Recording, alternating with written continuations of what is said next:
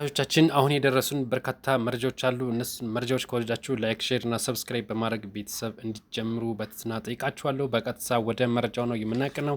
እንግዲህ በሰሞኑ በእስራኤል እና በሐማስ መካከል እንግዲህ ከፍተኛው ጦርነት እየተደረገ ይገኛል። እስራኤል በጋዛ ላይ እንግዲህ የምታደርገውን አሰቃቂ ጥቃት እንድታቆም ሲሉ በርካታ መሪዎች እየጠየቁ ይገኛሉ። እነ ጀርመን፣ እንግሊዝ እና በካናዳም በኩል ከበደለ ተቃውሞ እየደረሰባት ይገኛል። የጀርመኑ ሕግ አውጪ ምክር ቤት እንዳስታወቀው ከሆነ እንግዲህ ጀርመን ለእስራኤል የምታደርገውን ድጋፍና የጦር መሳሪያ ሽያጭ በአስቸኳይ እንድታቆም ሲል ነው የጠየቀው። ምክንያቱም ደግሞ እንግዲህ ይሄ በወንጀል የሚያስጠይቅ ስራ እየሰራን ነው፣ የንጹሐን ሕይወት እየተቀጠፈበት ነው የሚገኘው በዚህ መሳሪያ ሲሉ ነው እንግዲህ ማስጠንቀቂያ እየሰጡ ማለት ነው። በቀጣይ የምንመለከተው ከዚሁ ጋር በተያያዘ ደግሞ ትራምፕ በፑቲን ላይ እጃቸውን ማንሳታቸው ነው የተነገረው። ትራምፕ እንግዲህ በፑቲን ላይ አደገኛ ትችት ነው የሰነዘሩት። ምንድን ነው ያሉት? እሳቸውም ሂ ኢዝ አብሶሉትሊ ክሬዚ ማን ሲሉ ነው የገለጹት። እንግዲህ ፑቲንን ማለት ነው። ፑቲን እንግዲህ ካሁን ቀደም ፑቲንና ትራምፕ እንግዲህ በስልክ ውይይት እንደዚሁም ጓደኛዬ ነው ሲባባሉ ነበር። አሁን ግን ዩክሬን ላይ አዲስ ጥቃት ከፍተዋል። እንግዲህ ካሁን ቀደም ታይቶ የማይታወቅ ጥቃት ነው በዩክሬን ላይ የተከፈተው። በዚህም በርካታ ሰዎች ሞተዋል። 13 ሰዎች ሲሞቱ በርካታ መኖሪያ ቤቶች መውደማቸው ነው እንግዲህ የተነገረው። በዚህም እንግዲህ ትራምፕ ከዚህ ከዩክሬንና ከሩሲያ ድርድር ልወጣ እችላለሁ፣ ማዕቀብም ለመጣል እገድዳለሁ ስትል ነው ያስታወቃቸው። የአውሮፓ ህብረት በበኩሉ እንግዲህ ለእነ ጀርመንና ጣሊያንና ፈረንሳይ እንግሊዝን ጨምሮ ከባድ ያለ የጦር መሳሪያ ድጋፍ እናደርጋለን፣ ረጅም ሚሳኤል ተወንጫፊዎችም ጭምር እንዲሰጡ እናደርጋለን ሲሉ እንግዲህ አሁን ኃይለኛ ውዝግብ ተነስቷል። በነዚህ በአውሮፓ ህብረትና አሜሪካም አንድ ሆነው የሩሲያ ላይ እንግዲህ ጫና እየፈጠሩ ይገኛሉ። የአሜሪካው ፕሬዚዳንት ዶናልድ ትራምፕ እንዳሉት ከሆነ ሩሲያ ዩክሬንን የምትጠቀልል ከሆነ ራሷ ሩሲያ ትፈራርሳታለች ሲሉም ነው ያስጠነቀቁት ማለት ነው።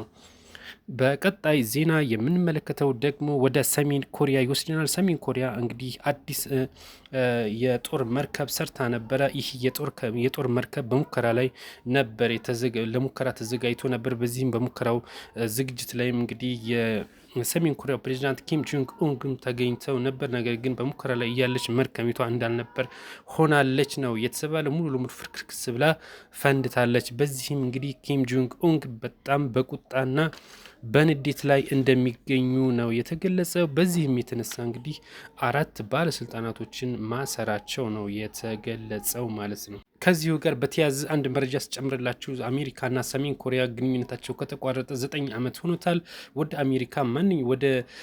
ወደ ሰሜን ኮሪያ ማንኛውም የአሜሪካ ዜጋ እንዳይሄድ ማዕቀብ ጥላ ነበር። ለ9 ዓመት ያክልም እንግዲህ ወደ ሰሜን ኮሪያ የአሜሪካ ዜጋ መሄድ አይችልም። አሁንም ይሄ ነገር ተራዝሞ እስከ 2027 ድረስ እንግዲህ እንደተራዘመ ነው። የቀድሞ የህወሓት አመራሮች ከትግራይ ክልል ውጭ ሆነው ማለትም በአዲስ አበባ አዲስ ፓርቲ መስርተዋል። ይህም ፓርቲ ስምረት ፓርቲ ይባላል። እንግዲህ ካሁን ቀደም ትግራይ ሊበራል ዲሞክራሲ ፓርቲ የሚል ፓርቲ መስርተው ነበር ጌታቸው ረዳ። አሁን ግን በቀጥታ ወደ ስምረት ፓርቲ ወደሚል ስም ቀይረውታል ማለት ነው። እንግዲህ ትግራይ ሊበራል ዲሞክራሲ ፓርቲ በምንም ሁኔታ እንደተቀየረ ባይታወቅም ጌታቸው ረዳ እንደገለጹ ከሆነ ግን በአንዴ ወደ ሊበራል አንሸጋገርም፣ ቀስ ብለን ነው መሄድ ያለብን ሲሉ ነው የገለጹት። አቶ ጌታቸው ረዳ በዚህ ፓርቲ የስልጣን ደረጃቸው ግን ባይታወቅም የአዲሱ ፓርቲ የሚዲያ አስተባባሪ የሆኑት አቶ ረድኤ ሀልፎም ናቸው የሚዲያ አስተባባሪ ሆነው የተመረጡት። እነዚህ አቶ ረድኤት እንግዲህ በርካታ ትችት እየደረሰባቸው ይገኛሉ። በአፋር ክልል፣ ትግራይ ክልል ለሚዋጋ ታጣቂ የሚያስተባብሩ እንደሆኑ ናቸው የገለጹት። እንግዲህ በትግራይ ክልል አዲስ ተቃዋሚ ተነስቷል፣ እነ ደብረጽዮን የሚወጋ ማለት ነው። እንግዲህ የዛብ አስተባባሪ እንደሆኑ የተነገረው። በትግራይ ክልል እንግዲህ 8 ፓርቲዎች መድረሳቸው ነው እንግዲህ አጠቃላይ እስካሁን የታወቀው ማለት ነው። እንግዲህ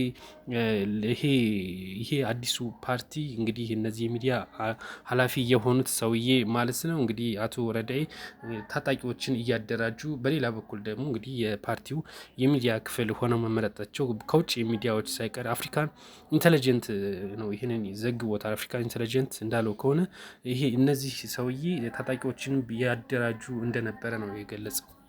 በመጨረሻም የምንመለከተው እንግዲህ ድንበር ተሻግረው ጥቃት ስላደረሱ ለደቡብ ሱዳን ነው የምንነግራችሁ። ደቡብ ሱዳን የሚሊ ታጣቂዎች ናቸው እንግዲህ በጋምቤላ ክልል ነው ጥቃቱን ያደረሱት። እንግዲህ ጋምቤላ ላይ በርካታ ጥቃት እየደረሰ ይገኛል። እነዚህ የሚሊ ታጣቂ የተባሉት እንግዲህ ታጣቂዎቹ ናቸው በመኪና ላይ አደጋ ያደረሱት።